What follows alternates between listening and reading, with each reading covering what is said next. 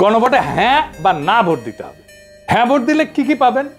আপনি 12টা জিনিস পাবেন। 12টা কিভাবে আগামী রাষ্ট্র চলবে সেটা ঠিক করতে পারবেন। কি কি সেটা একটা একটা করে বুঝে দেখি, শুনেন মন দিয়া। আপনি কি এমন একটা বাংলাদেশ চান যেখানে তত্ত্বাবধায়ক সরকার, নির্বাচন কমিশন, সরকারি কর্ম কমিশন মানে যেটাকে পিএসসি বলা হয়, এইটা গঠনে সরকারি দল এবং বিরোধী দল একত্রে কাজ করবে? সুন্দর কথা না? 2 নাম্বার, সরকারি দল ইচ্ছা মতো সংবিধান সংশোধন করতে পারবে না। সুন্দর না কথাটা? 3 নাম্বার, সংবিধানের গুরুত্বপূর্ণ পরিবর্তনের ক্ষেত্রে গণভোটের বিধান চালু হবে। সুন্দর না? আমরা সবাই মিলে ভোট দিয়ে ঠিক করব। 4 নাম্বার, বিরোধী দল থেকে ডেপুটি স্পিকার এবং গুরুত্বপূর্ণ সংসদীয় কমিটি সমূহের সভাপতি নির্বাচিত হবে বিরোধী দল থেকে। সুন্দর না?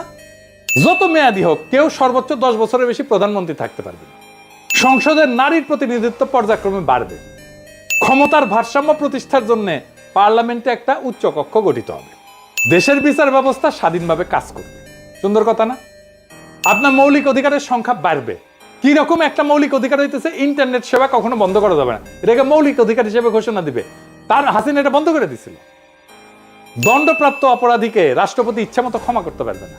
ফাঁসি দিলেও তো ক্ষমা করে দেয়, জেল দিলেও ক্ষমা করে দেয়। রাষ্ট্রপতি এবং প্রধানমন্ত্রী ক্ষমতার মধ্যে ভারসাম্য থাকে।